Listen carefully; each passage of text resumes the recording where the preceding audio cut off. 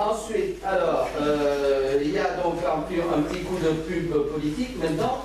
Il s'agit de protester, bien sûr, tel des cris d'orfraie, contre la mise en place de cet EPCI à 340 000 habitants, véritable usine à gaz, qui va véritablement, qui s'est fait sans étude d'impact, parce que ça s'est fait un jour, le préfet nous convie, on était à quelques-uns, et nous dit, ben voilà, vous êtes 160 000 d'un côté, vous êtes 30 000 ici, vous êtes 140 de l'autre côté, hop, on vous met tout ensemble, on dit, ben c'est très bien, bravo, et puis il n'y a rien à dire, s'il y a poulet, ben, je dis ça va, on va faire un communiqué pour protester. Alors maintenant, on passe à l'étape suivante et on veut attaquer.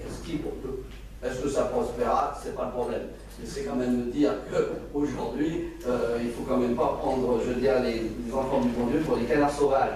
Il n'y a aucune étude d'impact qui a été faite par l'État sur cette EPCI. Ça, c'est quand même pas tout à fait normal. Voilà, donc nous sommes d'accord, toutes les intercommunes de la commune alentour à faire ce recours. Bien évidemment, nos camarades de l'opposition voteront contre, bien sûr, c'est normal, mais on y va pour la beauté du geste. Pas d'objection, adopté. Oui, monsieur. Pardon? Juste. Vas-y. Déjà, vous êtes sûr que vous ne pouvez pas trouver des éléments d'attraction sociétatique avec besoin? Enfin, j'en ai pas. Non, mais besoin, on va demander avec nous. Alors, ils ne fusionnent pas, besoin. C'est très compliqué, besoin. Oui. Parce qu'ils ne fusionnent pas. Ils arrivent avec femmes et enfants. Voilà, mais les éléments d'affection sociétatrice qu'on nous avons déjà évoqués en début de réunion. Il y en a pas, il y en a d'autres. Nous étions un certain nombre à aller admirer nos enfants faire un spectacle de danse, à besoin. C'est vrai? Oui. Non, mais moi, pardon? Oui, mais pourquoi pas? Non, mais Mais ça reste à l'opéra de Paris, c'est pas pour ça qu'on fait Paris. Ça reste une continuité urbaine et en matière de transport assez importante. Alors, cela étant, le maire a autorisé le maire à rester en justice, ce qui signifie prendre un conseil. Non, mais on fait ça tous ensemble. C'est un cabinet que va prendre la COCOM, que va prendre la ville de Sartrouville, tout le monde. On est tous d'accord. On me donne un peu. On est contre. Je me doute que vous êtes contre, le problème n'est pas là. Mais cette usine à gaz, je vais vous dire, elle va falloir la piloter. Hein. Pas d'objection, donc 3 comptes. Et le reste, d'accord. Merci. Alors, le règlement de voirie. Oui, on s'est rendu compte avec le service voirie qu'on donnait des arrêtés aux différents concessionnaires qui livraient des coûts, qui refermaient un peu n'importe comment. Donc on a essayé de faire un peu la police là-dedans, de faire quelque chose d'un peu plus correct. On a convoqué tous les concessionnaires ici et on leur a proposé ce règlement qui a été amendé.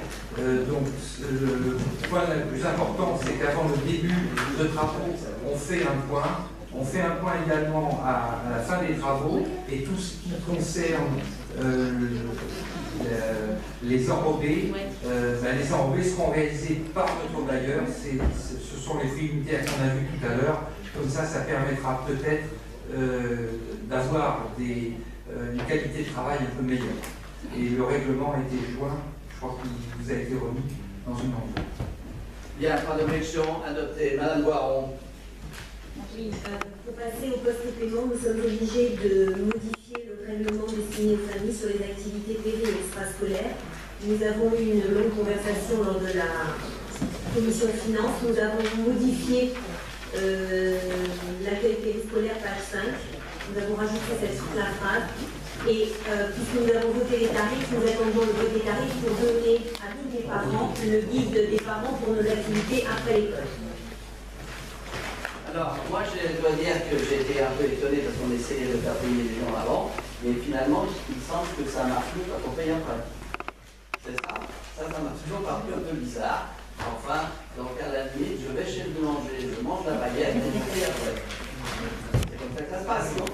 C'est un peu ça. Et j'étais un peu étonné d'apprendre qu'on avait plus de difficultés à faire payer les gens avant qu'après. C'est comme ça.